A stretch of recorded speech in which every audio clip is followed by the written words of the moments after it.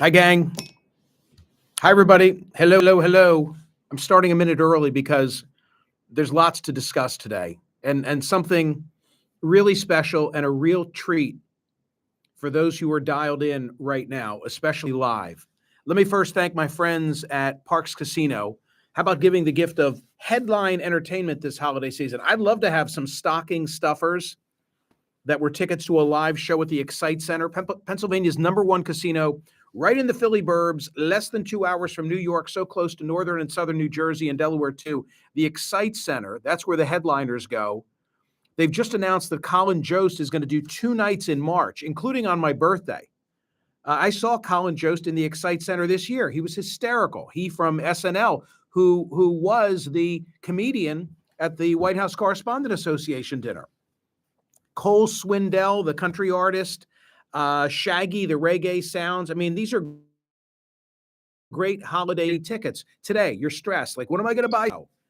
Get them tickets. Actor Richard Kind from Curb, Jerry Cantrell from Alice in Chains, Michael Carbonaro, the magician, Ron White, the comedian, country star Lee Brice. Have dinner, have drinks, play some cards, have some fun. It's all good. ParksCasino.com. This is how you win. You got to be 21. Gambling problem, call 1-800-GAMBLER. Yeah, married to Scarlett Johansson. That's exactly right. He told some funny stories about her. Okay. Before I get down to business about today's poll question about this horrible shooting in New York City and the aftermath, I have to show you something, and I'm going to do it quickly, not as a tease, but for reasons I'll explain. I videoed live my walk to work today because I stayed in Center City, Philadelphia last night and walked to the studio. I don't think that video has yet fully uploaded, but check it out. It's like 30 minutes long, and I don't think I have sufficient Wi-Fi for it to download. The reason that I stayed in Philadelphia last night with my wife is that last night was the gala for the Children's Crisis Treatment Center. Last night was the night that I got to hand over a lot of money because of so many of you who bought Smerconish 2024, all 10,244. Thank you. Thank you. This charity, they deal with the most catastrophic circumstances and kids. You read some tragic tale in the newspaper and you say, my God, who's going to take care of the kids? Children's Crisis Treatment Center. So 100%, like I told you I would, of everything that I was paid for Smerconish 2024 went to that charity last night. I'm very proud of my wife. She's got an incredibly busy schedule. She works 24/7, and this is her charity where she's been on the board. So they honored us last night, and it felt great to literally hand over a check for a lot of money. How much? I'll explain later. But there was an added benefit. The added benefit is that our team was there, TC and company. TC put together a table, sponsored a table, and brought a number of our team members together, including Alice, who was the newsletter editor until a week ago.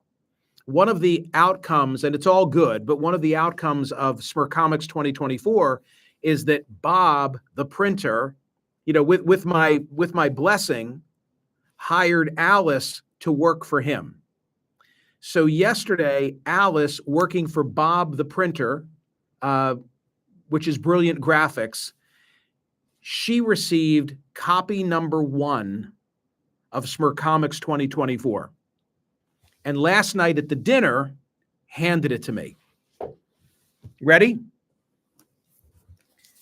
I show you now copy number 1 of the book. Ta-da!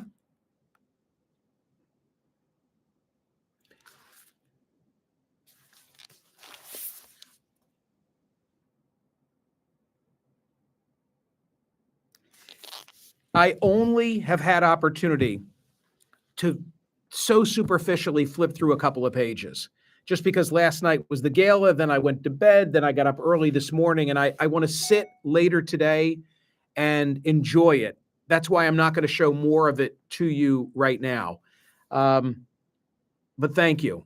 It's amazing. It's so rare in life that you get to do something like this, where you do something that you do something well. We did well. We sold all these books, and then you do some good by helping the most worthy of charities. And it was total win-win. And I'm really appreciative of my friend Buzz Teacher, because Buzz is an old friend and he's a publishing expert. His company, Running Press, published my first book, Flying Blind. Yeah, Flying Blind, the one they don't like so much at Dickinson. Go figure. Hey, Dickinson, I just gave $200,000. Whoops, did I just blast something out that I shouldn't have said? To charity. How do you like me now? It was an extraordinary night. It was an extraordinary, extraordinary night. So thank you if you bought a copy. The only downside is, like, because Alice gave me the book last night and I was able to hold it up, here are a couple of hundred people, well-intentioned, at this charity event. And they just heard that all the proceeds from the book went to the charity. So what do you think they said? How do I get one? Everywhere I turned, it's like, how do I get one? I want that book. I want that book. I want that book. And I'm like, there are no more. We don't have any more. Damn. Good night. And you know what? A good night last night after just a very difficult week watching the news.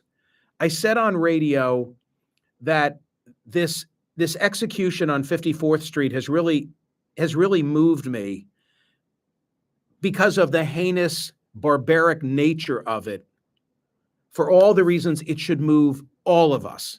And I was wrong. I thought they're gonna catch this SOB. I think I said by 9:30 last night, and they didn't. They're gonna get him. They're definitely gonna get him. They're definitely gonna get him. But not only because of the barbaric nature, and that it's New York City, and that it's the holiday season, and I don't know. I think Miracle on 34th Street and Home Alone, which begins in Illinois but ends up in New York City, and there's something special about New York City at the holiday time, and the fact that this guy at that hour could be gunned down is just so sick and twisted. But in my case, his final night, he slept at the hotel where I always stay and have stayed for 10, 12 years in New York City. And not the Hilton. He stayed across the street. So I know that block.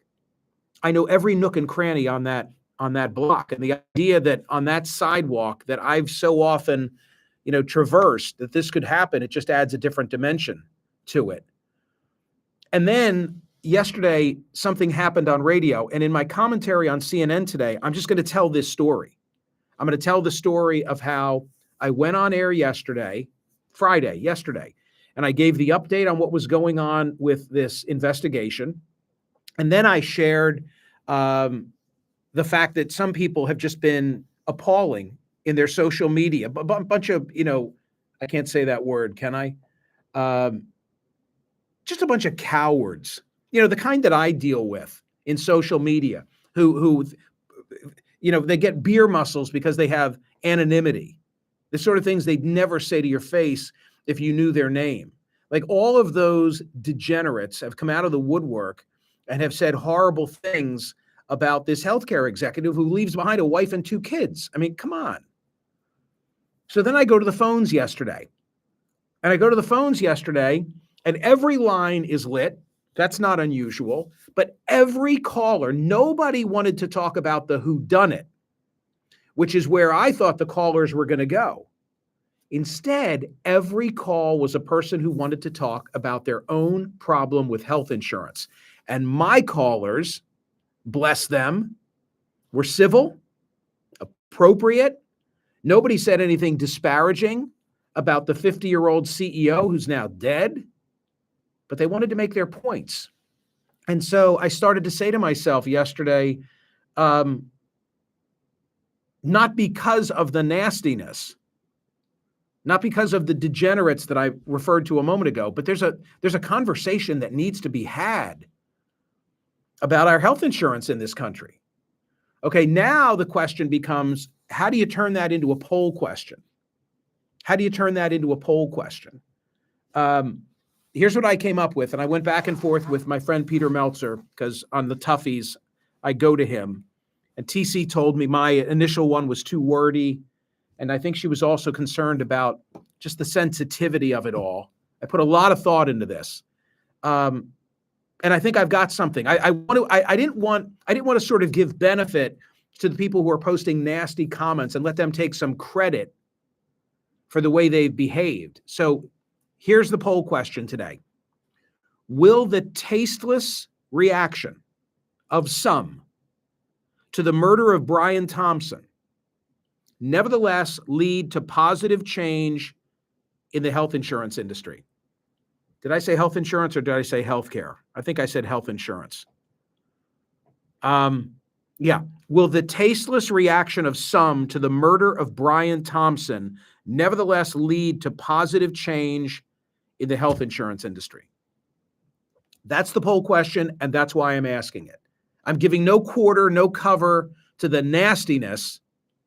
I'm thinking instead of the type of people who called my program yesterday, the woman from New York with MS, the guy from North Carolina who couldn't get insulin for his father, the physicians who called and said, here's how the model is broken and we need to fix it. Those are the people I'm thinking of. So that's where I'm going today on CNN, and that is your poll question of the day. Hey, I'm not holding out on you in not showing you more of the book. It's just that I haven't looked myself. Last night, at the dinner, there's a lot going on, and I just flipped open a page or two, but I'm going to take my time with it later today. And yeah, when the house gets quiet, fire up something and have a drink and take a look. But this is what is coming your way. This is what is coming your way. And we're on track. Bob Terzak has moved heaven and earth. This has been with military precision. And the shipping should take place starting early this week. Fingers crossed, can't promise, but I think everybody's going to get their books for Christmas. And honest to God, like the heft, it's 300 pages. It weighs 5 pounds. And I just love it. I just freaking love this thing. Yeah.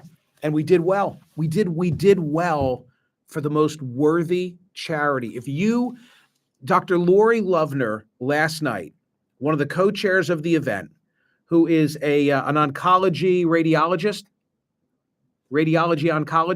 how about this? She's a really smart doctor. And she spoke last night, and she told at the dinner stories of her last 24 hours and the sort of cases, the tragic case. I don't know how she can go home at night and be able to sleep because she sees the worst of circumstances. And when you read a story in the newspaper about that type of case, these are the people who help them. These are the people who you wonder, like, what happens to those kids? CCTC steps in. So we had so much fun on radio and the cartoons in the daily newsletter. And then to have something like this come from it, damn. As I say, you don't get many of those in life that are just win, win, win. All right. I'm a little tired, but I'm going to get through this. And yeah, I've got a good commentary that I'm going to deliver on CNN too. Thank you, gang. Sorry if I went on too long.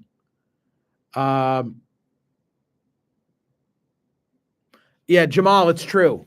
Jamal, you're right. When you say I was worried about selling 1,000 books, it's true. Hey, by the way, will you guys like and subscribe? PJ says to me, Michael, you're a hair under 50,000 YouTube subscribers. Will you like and subscribe, please? Please like and subscribe. To Jamal's point, do you all remember the night that we launched the book concept? I know what it was. We launched with PJ and the boys at Creative. We launched sort of the opening of sales. I think that's the way that we did it. And there were a couple of thousand people there. And the next day there were 700 books sold. And I'm on the phone to Bob and I'm like, Bob, I think we can hit 2,000. And then we hit 2,000. It's like, Bob, I think we're going to go to 5,000. And then he and I would speak and I'm like, I'm telling you, we're going to tap out at 6. We're tapping out at 6. There's no way we're selling more. And every time we would hit a new plateau, I would say to him, Okay. How much for the charity? Because, incrementally, the more the economy of scale, the more printing you're doing, the less cost per book it turns out to be. So the more sales that we had, the better it was for the charity. It's just great. I got to go. See you, gang. I'm trying to upload the morning walk to work. Look for that, okay?